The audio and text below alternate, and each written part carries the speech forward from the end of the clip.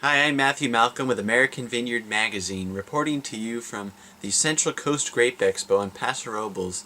Here today, growers enjoyed several seminars, including one given by Maxwell Norton, a UC Cooperative Extension Specialist, who spoke on managing and avoiding salinity buildup in the vineyard. We're seeing situations in the San Joaquin Valley where we're seeing root zone salinities. Well, almost every grape grower in California has been thinking about water availability, how it's going to affect both the ability to raise the tonnage that we try to raise for the market demands that we have, but also what water quality is going to be like. And we know that as the drought wears on and as we overdraft a lot of our wells, water quality is going to get worse.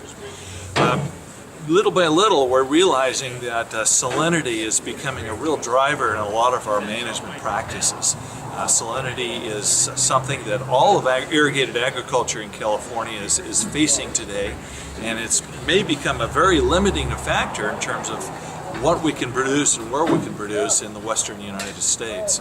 So growers need to first be very aware and try to figure out where our salts are coming from.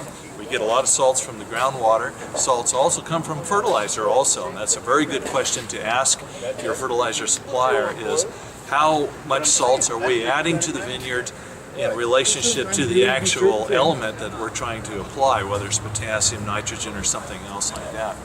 Salts build up in the soils, and we know that we have to try to flush them out any way that we can. One thing we've noticed is that salts can build up at the edges of the berms, and we've seen this in orchards as well.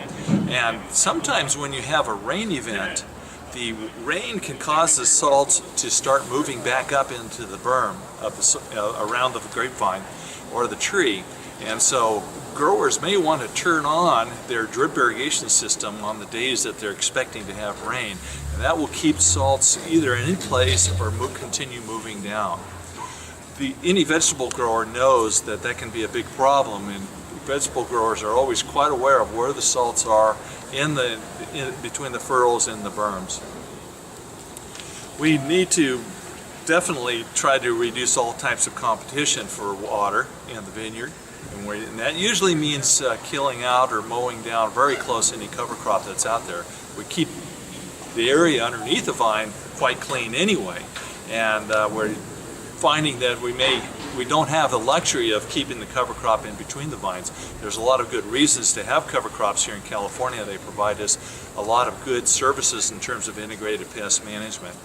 It's probably better to use a herbicide to take the cover crop out, or just keep it mowed very close instead of disking, because when you disc in the middle, if you have grapevine roots that are close to the surface, those grapevine roots might be able to exploit a light rain where we just have maybe a half an inch of rain. Those grapevine roots, if they're near the surface, may be able to exploit that. Another simple little thing is try to go with slightly longer but less frequent sets with your drip irrigation system. Evaporation from the soil surface itself can still, even underneath a grapevine, account for a significant amount of grapevine ET. So soils that are wet most of the day because of very frequent irrigations can have significantly more evaporation.